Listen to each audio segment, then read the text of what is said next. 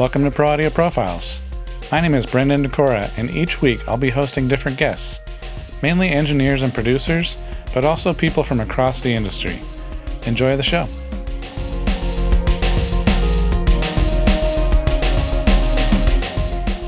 On this week's show, we have Lawrence Ethan. He's a musician, songwriter, and chief engineer at EastWest Studios. He has credits with the Red Hot Chili Peppers, Motörhead, and Def Leppard. Enjoy. Thank you so much for being here on the podcast. I really appreciate it. Oh, yeah, I'm honored. Awesome. I'd like to start, if you could just give me a little bit of backstory, just kind of how you got to where you are, that kind of thing. I don't have an abridged version of that. That's fine. It could be like 15 minutes or whatever, totally. Usually the background story I give is that while I was working as a short order cook, I was also trying to learn how to play guitar and write songs and stuff. And Okay. my typical jam was to work about 9 months at a restaurant and then save enough money for whatever piece of gear. And I saved up and bought a Tascam Porta 1 cassette 4-track recorder. Nice. Because I couldn't really perform songs yet, but I thought that if I had a multi-track, I could play the guitar part and then sing. Right. And much to my surprise, the power supply didn't come with the, What? with the recorder. So I was like, jeez. Are you sure you won't? I only have 350 in cash, whatever it was.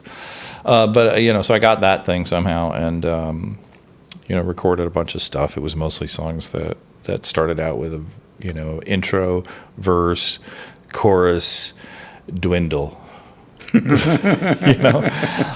I couldn't really play a part all the way through, or I didn't want to. I just wanted to see how it sounded stacked up. But ultimately I was like, I need more tracks. I want to learn how to record or go somewhere where there's multi-tracks and stuff. And so, long story short, I was feeling kind of low, wondering what to do with my life. There was a small period where I worked at a rehearsal studio, and they had a recording studio that I helped set up. And I was working for free, basically. And I worked on a recording session with a couple of pros that came in there for one day to do something. And they said, "What are you doing here? You should go to a real studio." Fast forward, I don't know, a year and a half. And somebody had given me what was the studio menu.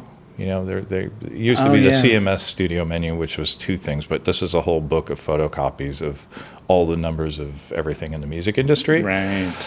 And it went so far back as that all the numbers started with 213. By this time, there was an 818 and a 323 area code. So half the numbers that I called in that one day, I said, my girlfriend said, "Well, what do you want to do with your life?" And I said, "I want to be a recording engineer." So I set about to get a job and started calling all the numbers in the book, getting doo-doo-doo, the number you have dialed. Jeez. And then I got it was interesting because obviously some numbers, were put out there before somebody became somebody. And I'd get these answers. I was like, "Hi, my name is Lawrence and I want to be an assistant." "I don't take calls like this." What? It must have been Diane Warren for sure. Oh, jeez. But I got to MU on the second day of cold calling these numbers. I got to MU and I called Music Grinder. Okay. And I said, "Hi, my name's Lawrence and I'm looking for a job as an assistant engineer at a studio." And she said, "How do you know?" "How did you know?" And I said, "How did I know what?" "Well, our runner just quit 15 minutes ago." And I said, "Oh, okay." So they set up an interview and I spent a bunch of money on some clothes at the Beverly Center, nice. And the only problem with that was that I went to the interview and they're like, "Do you really want to work for $5.15, $5.25 an hour? You look like you're used to more money." And then the problem was that they called me for a second interview. So it was like, do I wear the same outfit or? I'm pretty sure I opted to wear something else, like T-shirt and jeans. And I got that job as a runner. And it was a one-room studio. They had 2 assistant engineers. They had just gotten done doing Dokken and Megadeth. I think it was like Peace Cells or something. This is 88. Right. And so it was a great drum room. So they did a lot of tracking of big hair rock. And fortunately, Matt Freeman left with Michael Wagner to go to work at Devonshire. Okay. And told the studio he couldn't do a session that he was scheduled for. I'm going to go with Michael. And then Devonshire was like, well, we're not going to pay your assistant and our assistant. Right. So he was like, never mind. Can I come back? And they were like, no, you burned that bridge, right? So thanks, Mike Freeman. And then Casey McMacken, who was the other assistant, started firsting a lot of these death metal, speed metal records. And so I would start assisting. And they had installed a new console right when I got there, so I did a lot of the wiring. Okay. So when they brought in outside assistants, I knew the room better, so I had to be in the sessions all the time. And they're like, well, why are we having these outside guys if you're doing all the patching? Right. So that was about 6 months in, I started assisting. And then for another 3 or 4 months, I was the assistant and the runner. Right. So it was like, excuse me, I can't punch this in because I have to go to Il Piatto and pick up the food. Right. And I was like, I can't do this anymore. So, yeah, I was all in on that. I spent all my time at the studio, worked at the Music Grinder for a long time. They moved locations. And where was that place? I remember originally it was, I don't know if Tommy Tang's is still there, but it was on Melrose, right in the middle of it, when Melrose was just aardvarks. And there was, Japanese tourists coming there because Madonna, shopped at thrift stores, and there were thrift stores on Melrose. And so it was trendy and cool. Yeah. And then it became so trendy that they started putting in ecru and higher end restaurants and higher end places, and it became, homogenized or gentrified or whatever you call it, which of course made the landlord of the Music Grinder say, well, your lease just went up 100, 200 times or whatever. Right. So they had to move. So they found a place on Hollywood Boulevard in the old, an old building next to the Screen Actors Guild building at Western, and started building a studio there. And fortunately for me, one of the owners said, well, I need panels, where the mics plug in and stuff designed. So if you could get a napkin out and draw some drawings, I can send it off to JC Engraving, and we can have these panels made. Right. And I was like, well, what's going to go to the panels? I need to know. Yeah. So I ended up basically designing the infrastructure for the studio based on, I needed to know what to put, connectors to put on all the panels, which was great because they had 3 booths, and I was like, okay, and I'll put speaker wires so we can put the head in the control room and patch it into the cabinet that's in the booth, and all the stuff that would be convenient, cues and all that. And so I kind of designed that, and then became the runner at that place. Then they built a second room, so I kind of built the second room, did the same thing, wiring and whatnot, and then was still the guy. And then somewhere in the middle of that, I started, from some of the projects I had worked on, I started firsting for there, for clients that were coming there who had worked with me before. Why don't you first this record? Started doing a bunch of, strangely enough, I did one 2-day session with LL Cool J. Okay. And as by now you've probably realized, the R&B hip-hop community is very word-of-mouthy. Yeah. So I did this one session as a first, and next thing you know, I was doing what turned out to be the Chronic. Oh, wow. Nice. And so Daz would come in with his MPC-60, and I'd hook it up to a bunch of channels on the desk, and I'd get sounds on it, and then a bunch of guys would wander in, and Nate Dogg and Snoop Dogg and all the dogs would come in and start writing furiously on legal pads, and then one at a time they'd go in, and I could never figure out how they knew. They didn't seem to talk about the subject matter of the song, and suffice it to say, the subject matter was a pretty narrow window, but they all knew the hook, and they knew what they were going to sing about without talking about it. They would just go in, And at the time it was taped, so it was always challenging to punch in. Right. You ain't going to be able to make that punch, and then and they'd be like, oh yeah. that was always my favorite thing, was impressing people with my ability to punch a breath. Yeah. Stuff like that. I always said my ability to punch was because I was a bassist. Okay. For a while, and when you play bass, you pluck the string, right? So you hold the string, the string, and then you release it. Right. So it's just a little bit before the note happens is when you start the thing, and so it's a natural movement to punch in on a Studer that way. That's crazy. You know what I mean? I never thought of that. Because you need to be, in front of the note, but you can't be too in front of the note, or you cut off the note before it, and you get the blip. And so it was always exciting to punch something, and then Right. the producer would look at me and solo it up, and you couldn't hear the punch, and I'd be like, Right. yeah, What do you want? it. And I Nice. missed that. I missed that Right. that red light factor. Now you can just put in quick punch, and like you could punch like 2 bars after the punch and then just drag it back and like, no, I got it, and then put a fucking crossfade in there. And it's so easy now. I like that thrill. Everything, when a band was tracking, you're staring at the tape machine and you're looking, you're like, oh my God, 15's not happening. And then he starts hitting the cowbell and you're, oh, that's the cowbell track. Okay, Right. cool. Like you're looking for all the meters to be Right, moving right. when you're in record, or you're hosed at the end. And it's like, where's the guitar? Where's the other half of the bass or the Exactly. DI? But it would all happen, and then everybody'd come in the control room and listen to a live performance. So you spent the entire day listening to people perform. Right. I got to sit in there with Striper, sit in with Rat, or whoever these bands I was working with, and you got to watch them perform. It was like being front row at a concert all day long, because there was no like, record a take once and then everybody leaves and the guy just sits there. Right. And Edits for like 2 hours, and there's no music. It was music happening all day long, Right. And Slash would come in and perform a solo, and you'd be like, Slash, Nice. Cool. It was, watching music. So I kind of, I did the engineering stuff. Death Row wasn't paying me. I was working. I got to a point where in the mid '90s I was working all the time, either as a tech or as an engineer, which was tough to balance because when you get hired as an engineer, you're on a project for 2 weeks, 3 weeks, right? Right. And then all your tech clients are calling and say, hey, could you come by my studio and fix my stuff? And the only reason I was a tech was because the studio never had a tech, so I just... Oh, wow. You just kind of learned it? Yeah, the studio would break down and it's not going forward anymore, and I'd have to pull out the thing and change the transistor, and I'd seen the studio guy do it once, and he messed it up, and I'm like, well, I could mess it up too. So I do it myself. And I, learned how to fix the Neve and the SSL and hooked up. It was just because I did stuff.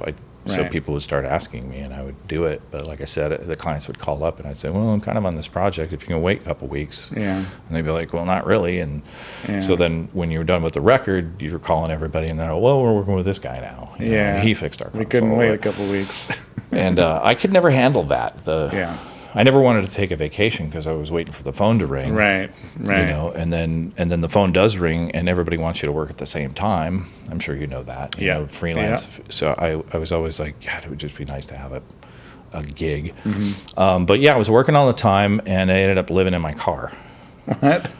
because I forget the note. I was owed like $7,200. Oh, geez. Right, and you can't wait for $7,200 for 3 or 6 months if you're paying the rent. And like so, jeez. You know what I mean? Like so the cash flow. I had a cash flow problem at the ripe old age of 25. Fortunately, I started when I was 20 or something like that. So I guess it wasn't too much of a hardship to do the couch surfing tour at that age. Good. But I got pretty. What do you call it? Disenchanted with the industry, and wondered and realized, like I do every couple of years, oh yeah, I'm a songwriter. I got in this. Remember the 4-track, and I wanted to learn. I learned how to make records, and when I went to engineer, I was realizing that no matter how good I got the drums to sound, the song still sucked, right? And you knew the record wasn't going to go anywhere. Or I would pour my heart into a record and get into it with a band, and I always ended up co-producing somehow. Even when I was assisting, I would get involved in the personalities, and I realized in retrospect that some of the conversations that I had in the hallways with the singers.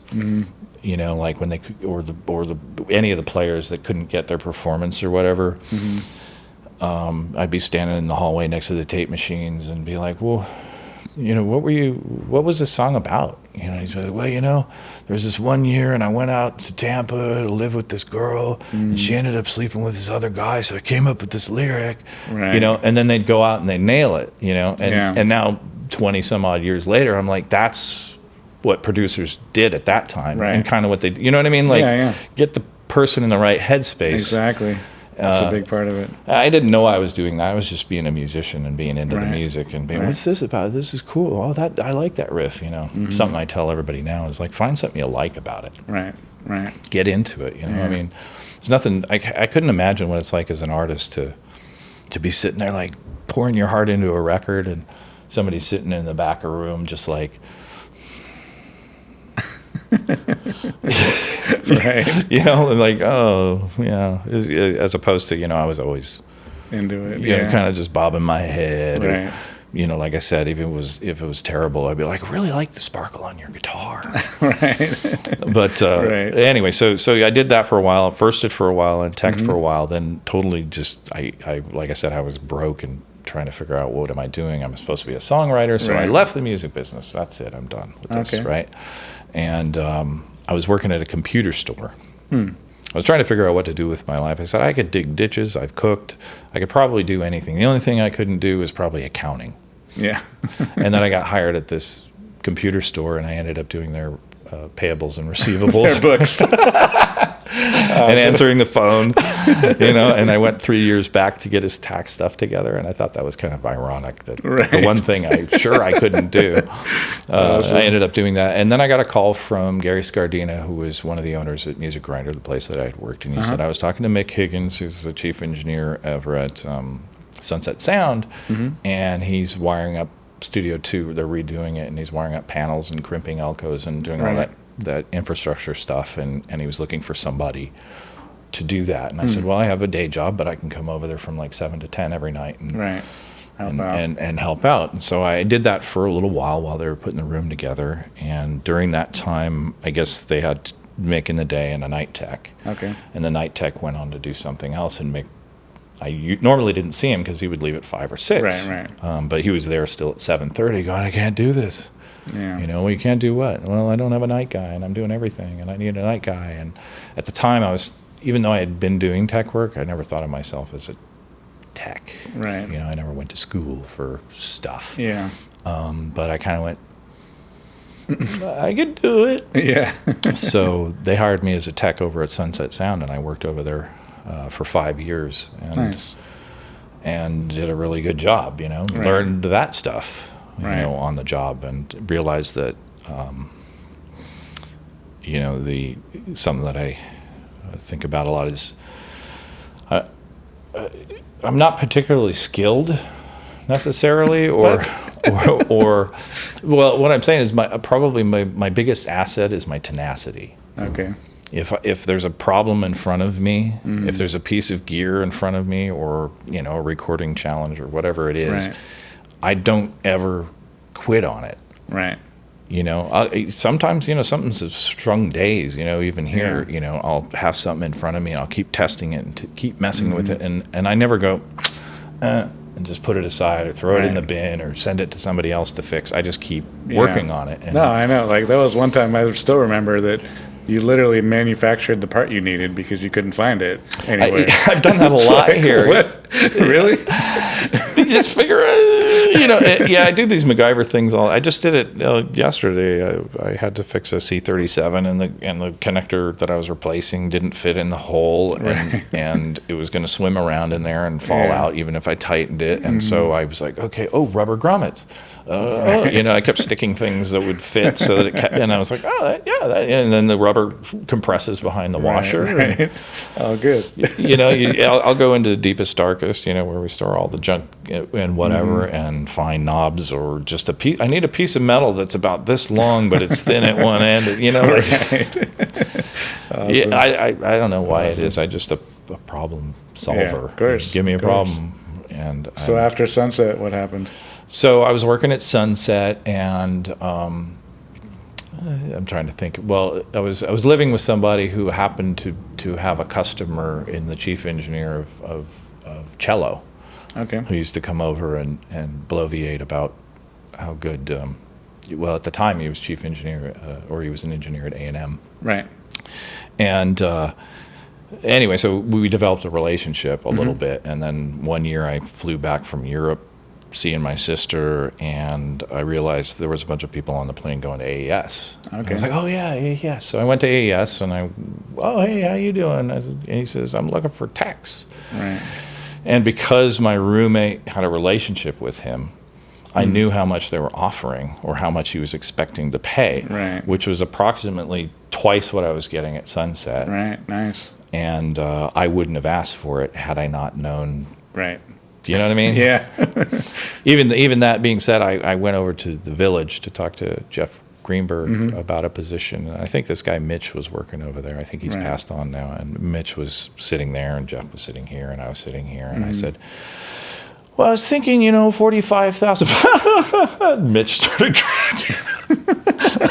Like in the interview, like, well, how much would you expect to be paid? And I said, how much? And he started laughing. So I figured that wasn't going to happen. Right. Anyway, so I ended up jumping ship from Sunset and coming over to Cello and being on the staff here, and that was a whole new set of challenges. I'd never seen ATR 124s or these kind of Neve consoles. And the time we had, we had two Neves. We had two 8078s, the small one and the big one, and the 8028. And but Cello, the infrastructure part, the when power. was that exactly? Because when I was here in Cello, it was there was the AMEC in Studio 3, the 9098. Right. Yeah. Was that awful? Were console. you? I was obviously before that. Well, we installed it while I was here. Oh, you did? Okay. Yeah. Okay. And then we must have just missed each other then. I guess so. It must have been literally days. I was here from I believe April of 2000, maybe, to June of 2003. Wow, yeah, we've just missed each other. Oh, really? You came in like July or something? Yeah, it was 2003 that I worked here. Oh, okay, yeah. So it was. So we put that thing in. Like I said, I can't accentuate enough awful. I just couldn't figure out how to use it. It was weird. Yeah. Even though it had like 50-volt rails. Not to get too technical, but I think he was trying to make a Class A circuit out of a Class AB op amp by putting like a super high voltage and biasing it anyway. But anything I would insert across a channel like an 1176, if it was anything over unity gain, it would clip. It was just one of those clippy consoles where you're just like, clip, and it make you look like an idiot. And then it had this weird what do you call it, proprietary automation system. It was like, touch your nose and rub your knee, and I didn't need that. It was like SSL automation. What? I don't know why I'm the only person that thinks that the GML automation was perfect the way it was, because it was like, I want to record the mute. You put the mute in record. Yeah. I want to record the fader. You put the fader in record. There was none of this like this mode and that mode, the flashing LED 3 times means, like flying faders, it's flashing, it means, and you're like, what does flashing mean again? No, that's update. No, it's writing. At least you got the little, you go back in the tree thing. The whole GML, history. You were just, you're screwed. Sorry.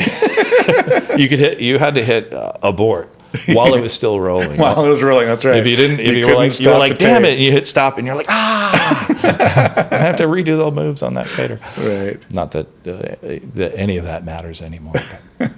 That's my engineering kind of cool. My engineering stuff kind of stopped. So then, just to bring you to today, after Cello, you went to Cello. I went to Florida again because what the hell? I'm a musician. I need to leave the music industry, especially because Cello was kind of a pirate radio situation where the owner was in South Carolina or something. That's right. And I saw the end coming. Yeah. Because there wasn't the funding, we had cash flow problems. It was already for sale, I think, at that point. Something like that. Yeah. I mean, he was calling and saying, "Hey, could you sell off the 47s and the 67s because I need the money or something?" And I was like, "Okay, that's not good." And I met a girl. I'll say girl. I met a woman who lived in Bradenton, Florida, which is south of Tampa, and she says, "Come out to my place and live." And we were doing kind of a bi-coastal fly every 2 weeks thing. I said, well, I don't want to be stuck in L.A. without a job. I'd already played that game, and it's depressing, right? So I went to Florida figuring I would just be a bartender or something, because the cost of living is so much cheaper. And she said, I'll give you 3 months. You can stay in the house and not have to pay rent, and figure yourself out, and we can work this relationship thing out. And I did, though, fly out there a couple of times to see her, but also went to Full Sail to see what kind of gigs they had, which was kind of far from Tampa. Yeah. Went to the only studio that was in St. Pete, Right. which was really a label, and they had a 4K room, and then a little room with a digital Mackie in it. Okay, right. And he was like, we don't need a tech here. We only got one room. We Right. don't need anybody like you. And I was like, oh, bummer. Okay. So I went out there sight unseen, and to me, it's a funny story. I got there. She went to work. I used the toilet.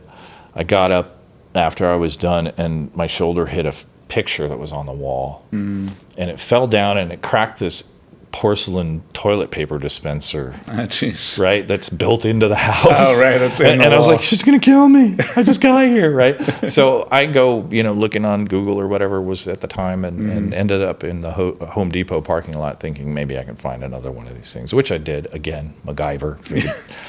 It had to be a peach yellow color. Yeah. And I was sitting in the Home Depot parking lot. I get a call from Pinky, who's the chief engineer at Big 3 Records, which is the place where they got a 4K room. Right, right. He says, hey, the recall doesn't work on our 4K. Could you come and fix it? The day I got there, Right. Meyerberg told me, when I left cello, he says, what are you talking about? You're a studio rat. You're just going to end up in a studio. You're not going to go there, white picket fences and Right. bartend. And I was like, no, Gary, no. I'll be different. The day I get there, that's when I start to get, I don't want to say monotheistic, but I'm like, what?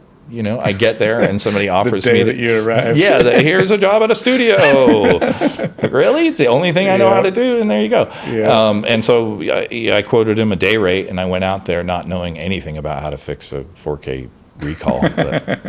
And I needed parts, and they didn't have a DigiKey account, and so I got with the CFO to establish that, and then I came back the next day. And tried to find these connectors, and then got the Mauser account going, and then the Markertech, and and then 6 months later, the CFO came to me and says, "Why are you still billing us?" I said, "I don't know. I'm going to put you on payroll." So I ended up working there for 3 years. I built a 9K room while I was there. I built production studios for the songwriters that were there. Right. It wasn't even a commercial studio. I mean, we built rooms just for the label. Yeah. Just for the label that really never did anything. They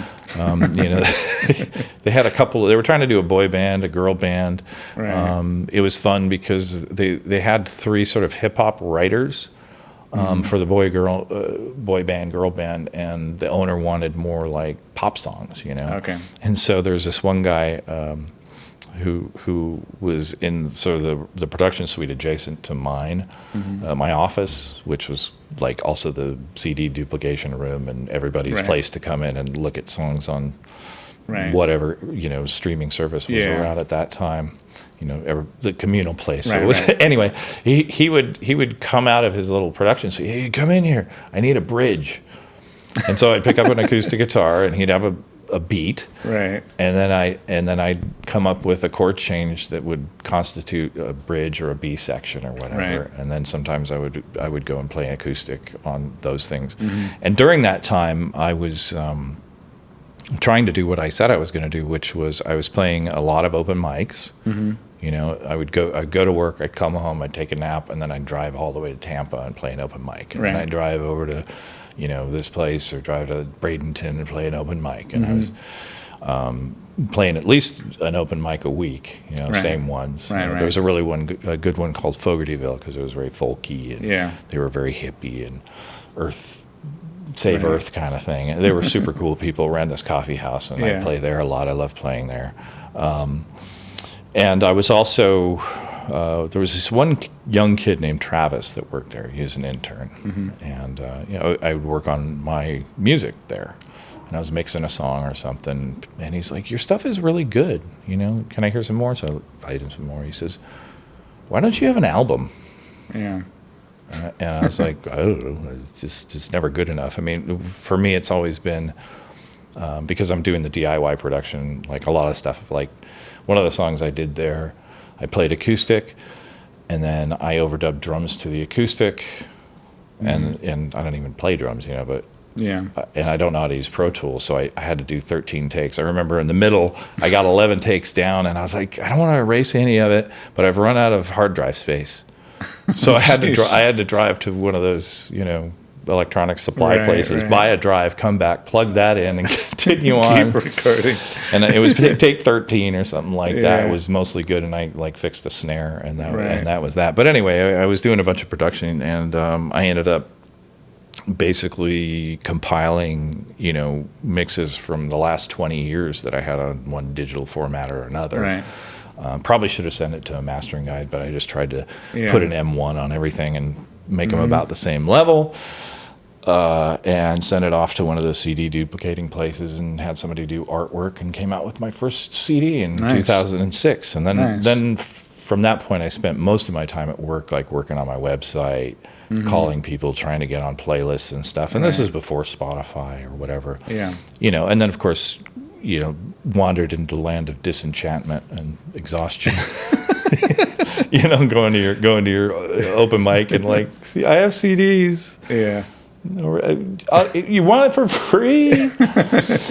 Outside 7-Eleven trying to sell it. Well, yeah, I remember one time I went down to St. Pete, downtown St. Pete, and I took my CDs and I set them in trees and next to garbage cans. Nice. I had to make 1,000 or something like that, and I think I still have like 500 of them. Jeez. Because when I left. After that stint at Big 3, which was great because I worked from 10 to 5:30, right, and then I drove to my two-bedroom house that I was renting that had a backyard and a front yard, and you didn't have to lock the door when you left. Jeez. $1,200, for a house that was between the Intercoastal and the beach. Nice. What? Right? What? That's amazing. And I was making more than I made when I left Hollywood, so it was like I was making twice as much money because everything was cheaper there. Yeah. I was living like a king. I was flying girlfriends in from California, and I had a girlfriend local, and there was a couple of those transitional mornings where I was like, okay, you got to go now. Or somebody would show up at the door and you oh yeah, my phone died. Sorry, I wasn't that much of a pig. I just was having fun for once at 35. Well, so you wanted the story. I told you a long story. No, that's cool. It's cool. So how did you end up back here in LA? So they downsized the company. Basically, the guy who owned the record label was into veterans refis. And so he had pretty much refied everybody, and then the real estate thing happened. And it was already starting to happen, and this was in 2000, kind of the end of 2006, I think. Okay. And so he fired a bunch of people and said, okay, you guys who are here are good. Because it was the kind of place to work where you used a key card to get in. Okay. And on a daily basis, everybody would like hold their nose and see if their key card worked, because every day there was somebody who was being escorted out with a box, randomly, like, okay, you're gone. He was like the Donald Trump of real estate investment mortgage guys or something. You know what I mean? It was that kind of a vibe, and so it was nice to have that meeting around the big round table where he said, everybody that's here, you're good. Yeah. So I went out, I bought a kayak, and I said, cool, I'm here. The whole time I was, on eggshells, wondering, how long is he going to employ a tech that only in a studio that has no sessions and has 2 rooms anyway. And then it wasn't that long after that, I kayaked a bunch and it was great. And then it was like, okay, we're letting more people go. So he let more people go. And I said, okay, well, give me a decent severance, but I have a couple weeks to decide whether I want to stay here and work at Walmart or go home, And my dad's getting up in years, and honestly, when I came back to LA, I was like, this is home, I miss my family, I miss my friends and stuff. So it didn't take me very long to go, okay, I'm going back to LA.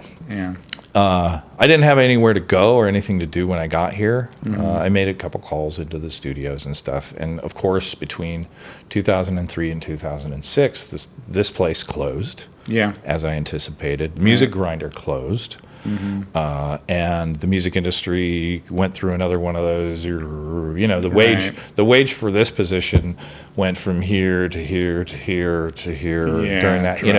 And a lot of studios didn't have techs anymore, and people were engineering at home, and just the industry wasn't. It was kind of a ghost town when I got back. Right. So I took my time getting back. It took me. I think it took me a month, like 31 days or something, to drive from St. Pete, Florida, through Atlanta, through cross country. Yeah, wow. Nashville to Memphis to St. Louis, went up in the arch, and then I drove through Kansas City and Denver. I had a friend in Denver. I had friends in Atlanta. I had friends in Nashville, and I would kind of crash at their places or stay at a hotel in the other places, and just was kind of like go to the hotel, have a few drinks, wake up when I felt like it, sightsee the town, drive for 2 or 3 hours, and so we basically saw the whole Midwest. And and then instead of going from Denver to LA, I had a friend in Portland, so I drove up through Idaho to Portland and stayed with him.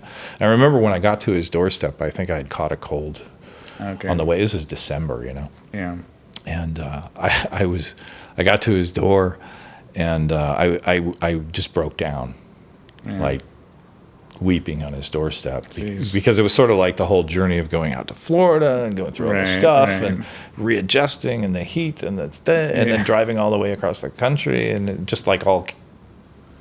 Yeah, it caught up with you. So, but the funny thing is, I came back to LA. I had driven exactly 5,000 miles. I think my odometer the second I got off in my home neighborhood was like 500. And then I did the couch tour for another 12 months or something. I was doing the couch tour for 13 months. I leased a lean-to in Venice for a few months and made a music video with the only money I had, and it just was like looking for. I'm not going to get an apartment because I don't know where the hell I'm working. Right. And I'm not going to get an apartment in Santa Clarita if I'm working in Torrance. I'm just not that guy. I want to, so I just, I had no direction as usual, just lost in space. And like I said, I'm a musician. I don't want to, so I tried working at the Village. In 2008, I finally got a loft and started working at Conway. Okay.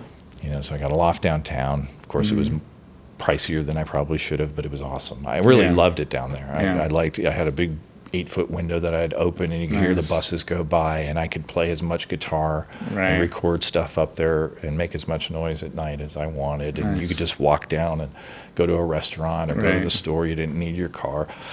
So that was fun. So how did I get here? So I ended up working at Conway for like 3 months, and Buddy and I, agreed to disagree.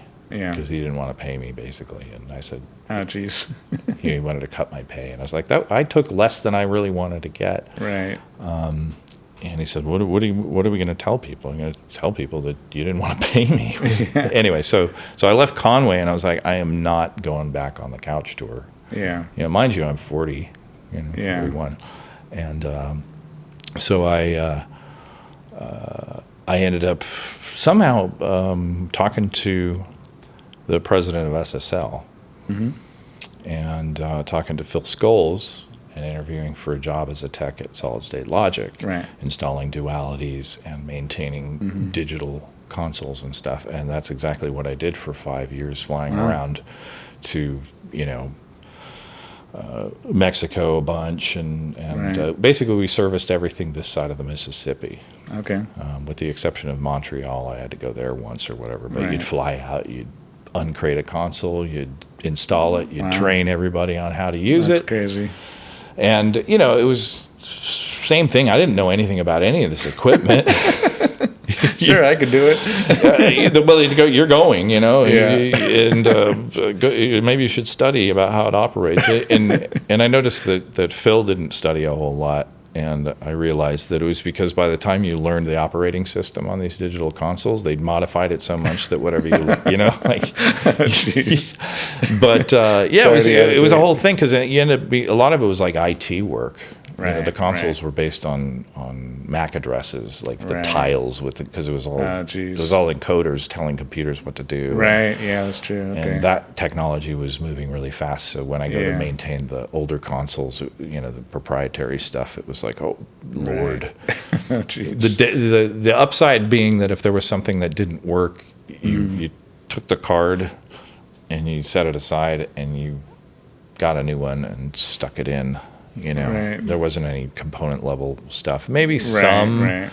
Like there was a trip to Mexico City where I was installing a C300, which was a digital dub console. Right. What do you call it? Dub house, whatever, film console. And the day I got there, they shut down Mexico City for the swine flu epidemic. Oh, jeez. So I had that. If you ever seen that movie Vanilla Sky, I had that moment where I was in Mexico City and nobody was in Mexico City, like one of the most congested, populated places. Right. It would have taken me 45 minutes to get to the job site, but it was like 10 minutes, because there was nobody there. That's crazy. There's just a couple of people with masks. That was way before this pandemic, or whatever. It was so surreal, That's crazy. But to me, it was one of those once in a lifetime opportunities to be trapped in a city in Mexico with just your soldering iron and hope, commissioning a console you'd never seen before. Right. Awesome. Yeah. Awesome. But I worked there, and then in during that time I met my wife Monica, and we dated, and then we got married, and then we had a child, and during her pregnancy I'd be in the middle of Ohio, and she had some pains or something, and I'd have to drive some little remote city to get to an airport to fly back to California. Right. And then once Sienna was born, she's alone with this newborn, and I'm flying to. Right. And I said, this isn't. So I was trying to get a job at Fox. Okay. And they were trying to, because I ended up being what do they call them? AIs or. Oh yeah. There's a different classification. Yeah, it's basically like an on-site tech for broadcast trucks and broadcast facilities, and I was moonlighting doing that.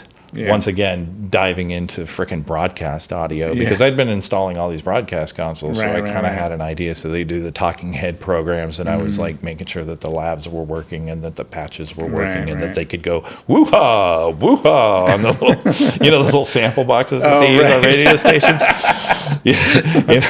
And those, they're all tied together, all these comms things. And it's nuts. Anyway, but that wasn't working out because they wanted me to actually sit in the booth and do the broadcasts. Oh wow! Like if you do that part time and you do the tech thing, we probably could make a job for you. And just I was mostly just terrified of doing live broadcasts, but the place did mostly rebroadcasts of games from other countries, and they would have multiple booths, people's doing play-by-play in different languages. Okay. Like from Brazilian to Spanish and so forth. Right. And so the job was mostly just put up the gnats. The gnats. Right? That's how they call it, gnats. The natural sounds, I guess. So, and then not the bugs. And then when the refs, in the football game, when the ref comes out, right. Blah, blah, blah, blah, blah, blah. And soccer, it's just 45 minutes, of you just and then all of a sudden in the halftime, then it was the talking head show. So now you had to bring up his mic and then bring up his mic and be Johnny on the spot with the.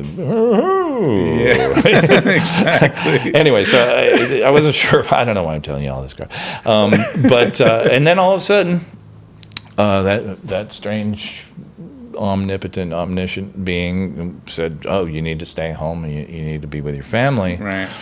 I got a phone from Candace. Mm-hmm. And she says, "Hey, you want to come back to 6,000?" And, part of my brain said, no.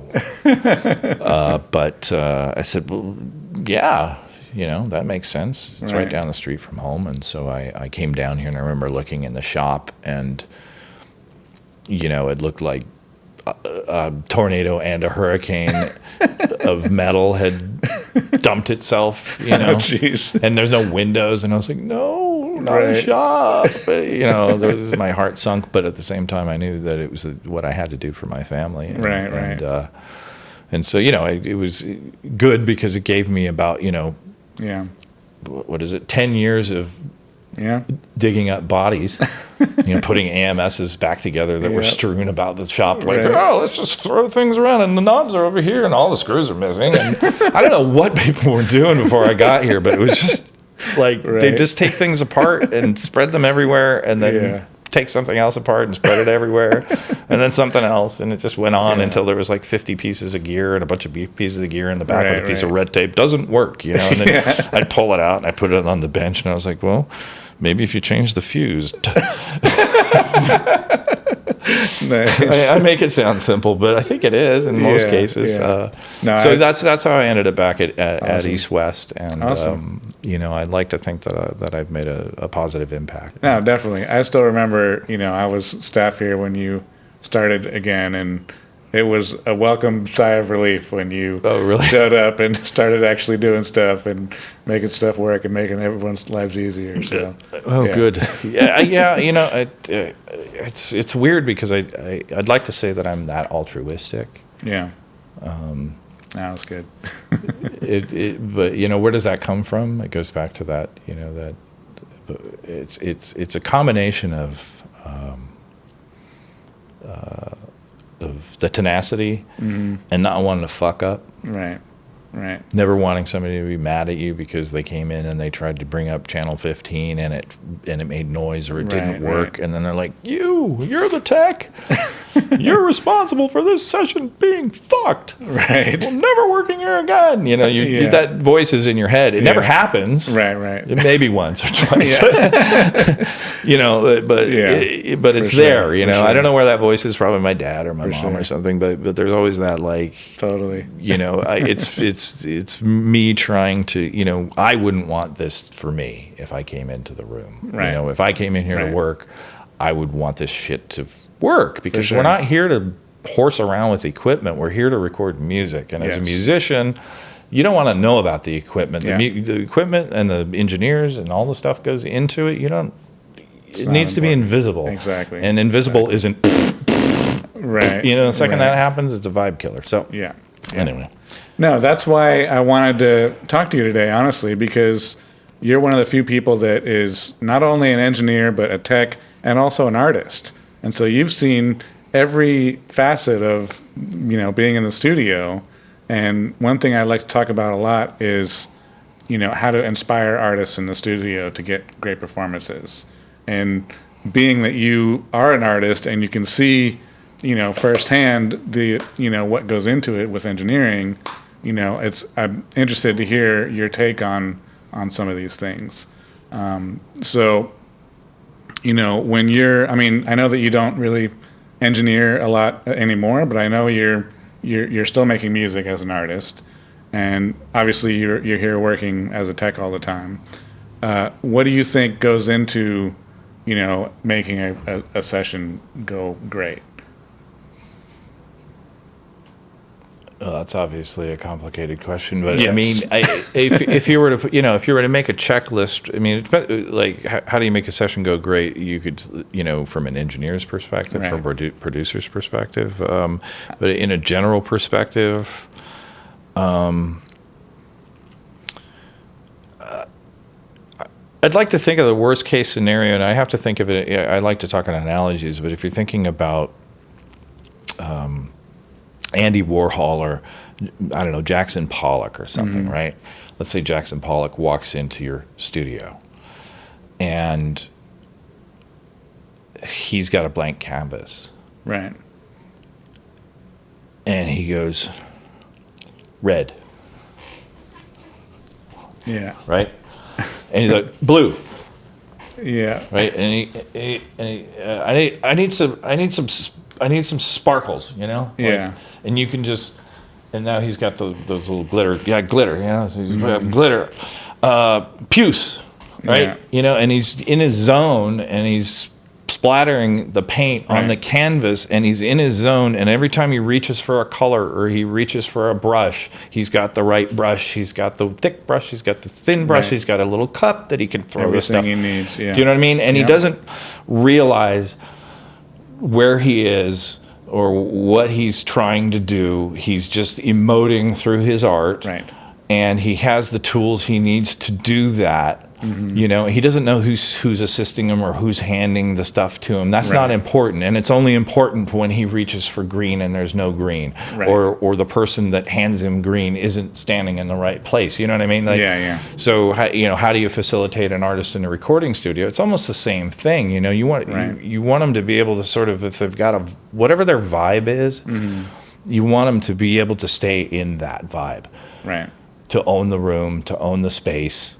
You know, you need to chameleon into their world and into the way they are, the way they think. You know, you need to figure people out really quickly, whatever capacity you might be in, whether it be engineer, producer, you know, copyist.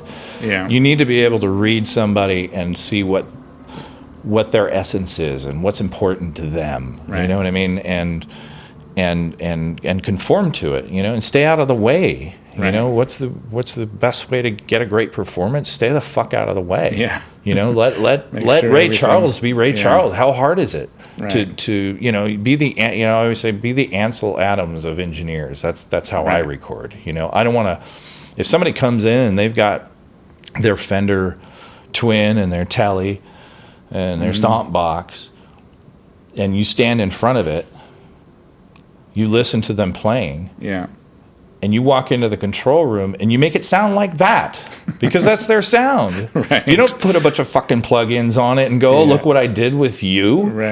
You know what I mean? Like, you make to capture. You don't make like, Edward James almost look like Patrick Swayze. You make, you know what I mean? Like, you leave Edward with all his acne scars and his hair the way it is, and you don't make him skinny in a dance. You know what I mean? Like, So you try to capture it the way it is first. After that, when they're out of the room, maybe you want to throw some plugins or whatever. But you see what I'm going at? You know? And it's not easy. It's a hard thing to stay out of the way and let people. Because some people are hard to get out of their shells, and you have to like coax them. How do you coax them? How do you make them feel comfortable? Like I said, you talk about something else. Exactly. I just want to take a quick break and tell you about my free guide for creating massive snare sounds. In it, I go over all my techniques, from drum choices, tuning, microphone placements, even mixing techniques. Check it out now at brendandecora.com/huge-snare.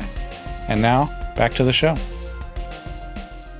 And can you tell us a time when you faced creative or technical obstacles in the studio? And how did you handle these challenges? Well, I mean, there's innumerable times there was technical challenges in the studio. But I'd like to think that... I have a very, very much like an aircraft in the sky mentality. You don't really have a choice, but to get the engine fixed, and if it means climbing out on the wing or whatever. I've tried to emulate, or articulate this to either assistants of mine in the technical department or the assistants in general. I mean, I've been lucky enough that, I've been doing this 36 some odd, I don't know what 1988 to now is. And that doesn't include me farting around on my 4-track, but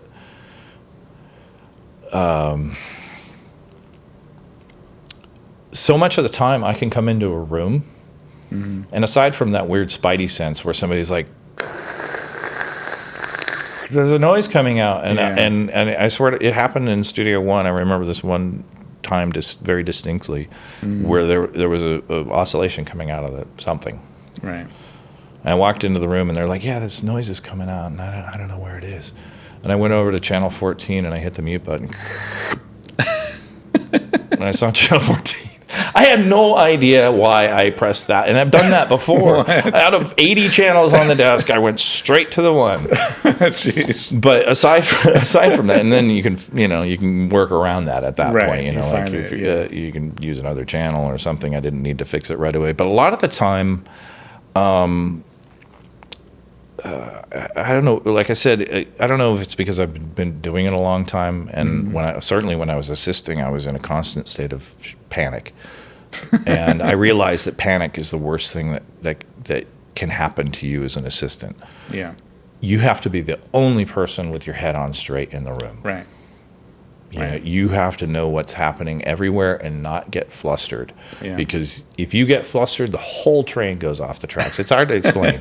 And so a lot of times I can bring that presence. Right. There's so many times I've walked into a room where somebody ran out and it's complete chaos and everybody's hair is on fire. Right. And I walk in and the person will look at me and they go, and they'll look me in the eye, and they'll express their frustration and stuff. And honestly, I can't tell you how many times here that I haven't done anything. Right. I have listened to them. Yeah. And sort of like yeah. like it's okay. Right. And the most important thing is that I care a lot. Yeah.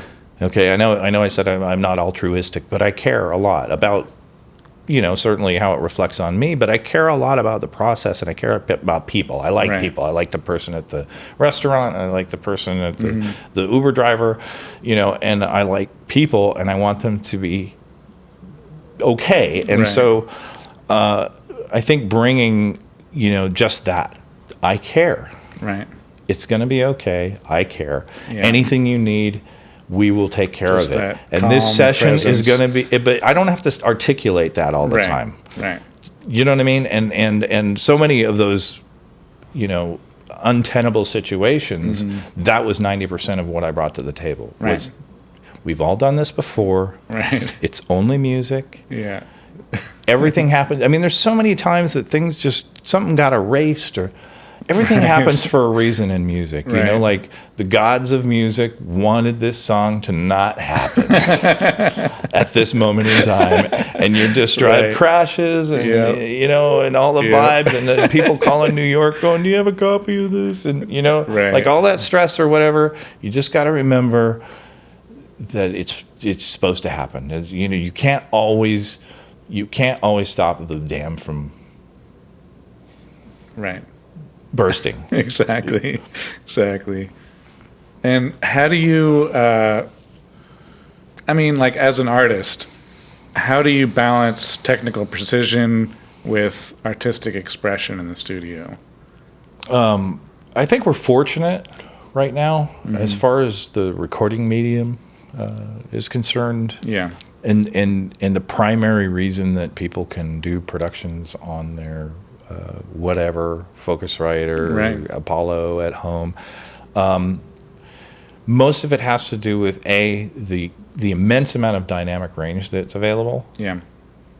And the immense amount of manipulation that you can do with waveforms these days, right? Yeah. That means you can just Radio Shack mic into Radio Shack preamp. Right. And as long as it shows up in Pro Tools, you can make a record out of it. So I think that, I don't know if that is getting towards answering your question, but I think, again, perhaps I answered it earlier with the gear needs to be out of the way. Yeah. For our artistic expression to happen. Right. And sometimes you don't want technical precision. Sometimes that cool, fucked up, distorted sound is perfect for the song. Well, the whole reason that this place is still standing is because the gear in here is a musical instrument. Yes, that's true. The reason, like, if you put some kind of organic sound, synth sound, whatever sound into the Neve console, the Trident console, the other Neve console, Right. the SSL, it does not come out the same way that it went in. Right. It is distorted. Right. And I used to think, oh, distortion bad. Distortion Yeah. is crunch, crunch, crunch. But no, it's distorted like when you look through a weird mirror, or a Right. convex or concave mirror, or funhouse mirror. That's distortion. In other Right. words, it changes the color of it, and it's a musical instrument. You hit the preamp harder, and you get more harmonic distortion. And Right. good engineers know what things, when they're doing string dates, you don't want a bunch of that. Right. You can just capture the strings through really nice mics that are flat and pure. And the desk will still impart some presence and Right. some. You're trying to keep the life in whatever music, whether like I said, whether it's organic and acoustic, Right. or whatever you want. You just don't want to kill the life. And so the tools that we have available to us in the analog realm allow you to keep the life in the music, to add life back to it as you're moving it into the digital domain. You know what I mean? Like Right. whatever would die because of the microphone, because you're adding something to Yes. it, and there's a musicality to it. I mean, I think it amazes me, engineers that aren't musicians. Right. Like how do you, and then some of them, who aren't songwriters or players at all, are incredible musicians. Right. I mean, engineers. Yeah. They do fantastic sounding stuff. So they must at least have the soul Yeah. to appreciate music, because Right. I'm not a listen to it engineer. And it bites me every time as an engineer in a mix, Right. where you go, well, the guitar should be audible, or this should be audible, or it should have more high end on it. But the first thing you did, the first balance you got and you pushed up, in its whatever imperfections was, felt good. Yeah. And it could be all kinds of wrong. Right. And those are some of our favorite records. People are always talking about, to Chad Blake, Right. he made some of the worst sounding records that were the best records ever made. You know what I mean? But they're cool. That's what I'm saying. Like It's he was all about mono drums through a homemade compressor that just Right. and then the vocal was really up and in front and super present, and it worked, like Los Lobos and Cheryl Crow, tons of stuff. Yeah. but it's not how I would have done it. But you know what I mean? Like, Right. and that's talking about, being a musician, like the fifth Beatle as an engineer, that's an incredible thing. So I'm not sure if I answered your question. No, that's totally fine. Totally fine. But I like to use the tools. I'm not so concerned with Right. with clean and perfect, and does it measure, Absolutely. and does the meter do? You Yeah. gotta. That's the worst Just part about gotta Pro feel Tools it, to yeah. me, is that when I use Pro Tools and I put on the 7-band EQ, because I very rarely get beyond that plugin, I turn up the high end. I'll grab the little dot, Yeah. and I'll go, that's the way I want it to sound. Right. And the little thing next to it will say plus 15. And I'll be, oh, fucking 15 dB. I can't do that. And I'll turn it down. Yep. On the Neve, I just turn the knob until I like the way it sounds. good. Yep. It doesn't matter what it I'll sounds. close my eyes when I'm doing stuff. And, Yeah. you don't look at it afterwards and go, whoa. That's too much. That's too much. You Yeah. just do it until it's like, yeah, that vocal cuts. And it's, Right. yeah, ooh, and the compressor is digging, You don't look at the, even on Exactly. compressors, you're looking at the meter and you're like, oh, crap, that's too much compression. Right. Just Exactly. put tape over it and turn the knobs until it sounds good. Yeah. Yeah. Nice. So I like to kind of wrap up each podcast with the same kind of set of questions. And maybe not all of them will apply, but I'm sure it probably will. The first one I ask is, what is your most influential teacher? You mean as a person or a thing? As a person, like who is a mentor to you? Ooh, I feel like And it can be more than one. It doesn't have to be just one. yeah, everybody. Yeah. Everybody. I would have to say the person that I've characterized as a mentor more than anybody else was the fellow I mentioned really early on, Casey McMacken. He was an engineer at the Music Grinder, Right. and I think, it's weird because our relationship isn't two ways. Right. I look back on things that he said, 30 years ago that very fondly, and he hardly remembers. You know what I mean? Right. But I think he had some faith in me. Yeah. But also had the same kind of passion. Taught me a ton. And he was the one who was at the time people were very. It was okay to beat people down, Right. and we'd work on a speed metal record all day, and at 2:00 in the morning the band would leave, and then I'd work on his demos through the rest of the night. Jeez. His speed metal demos. And he's like, punch in the fast part, not the fast part, because it would be like, I thought you meant, and so I was like punching like, because it had a different overtone. Anyway, yeah, Casey influenced me a lot. I don't know why, but I have an affection for that. I think he had faith in me. He saw something. When somebody approaches you with a certain kind of respect, even though he beat me down a lot, he was the first person in my life to make me think that maybe I had some talent, or maybe I, you know what I mean? Right. No, So, that's good. Cool. And he was passionate as fuck. Yeah. He made some great sounding speed metal records. I found some of them on YouTube, and I'm like, oh yeah, that's great. Cool. The next question may not apply so much because it's you work in a lot of the same studios, but it is, what is your favorite reference track if you have to go into a place and tune the room, or make sure you know My what the speaker favorite sounds reference track,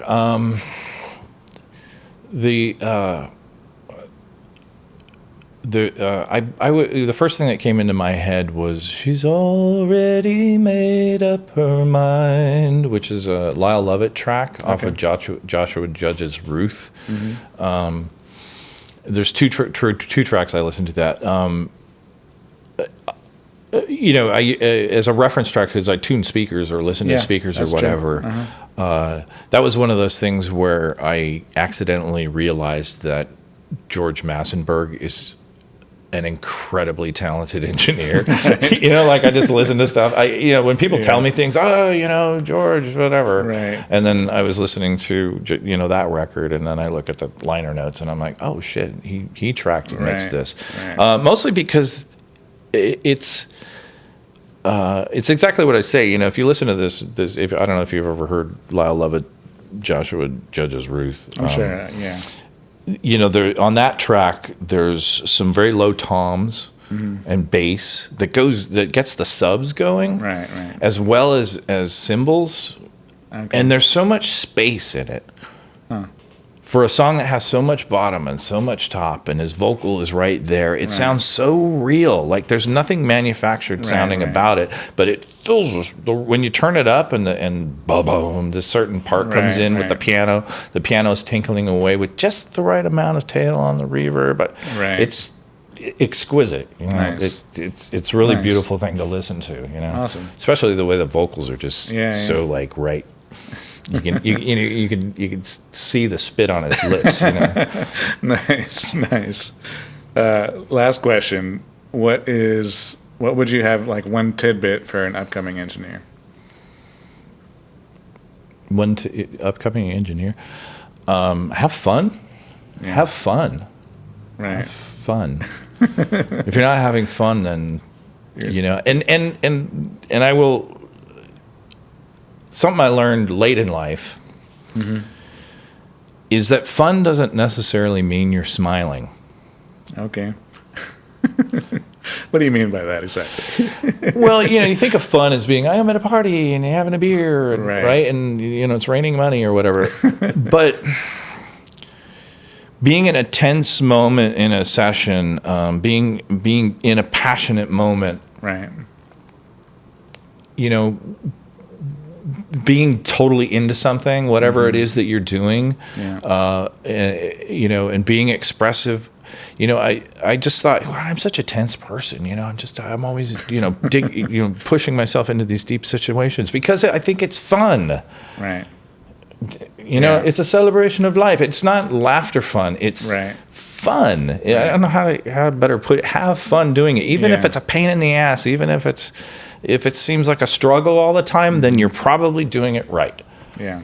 It's never going to be easy. If it's easy, hopefully you're at the tail end of your career and you've got like 3 assistants pre-mixing shit for you or whatever. But but you know, even Spike, who I adore and what do you call it? Respect a tremendous amount. Mm-hmm. You know, when I see him working, he's in it. Yeah. Do you know what I mean? Like he does great work, and I think he has fun doing it. Yeah. You know, even though it doesn't look like he's having fun. You know what I mean? Like, yeah. I think he enjoys what he does, and that's the thing. You know, enjoy it. If you're not digging it, do something else. Yeah. If you're not digging running, do something else. If you're not digging assisting, do something else. Right. You know, maybe you're not an engineer. You know, maybe you're a chef. Yeah. Maybe you're an airplane pilot. You know, there's a big difference between what you think life is going to give you in a particular way in a career and what it really gives you. Right. And what you want is that personal satisfaction of accomplishing something or whatever. Hopefully you want to accomplish things and have fun. Nice. You know, get into it. Awesome. If you get into it every day. Awesome. Well, sweet, man. Thank you so much. Yeah, I really appreciate this was it. really fun. I'm Awesome. honored to be able to talk endlessly.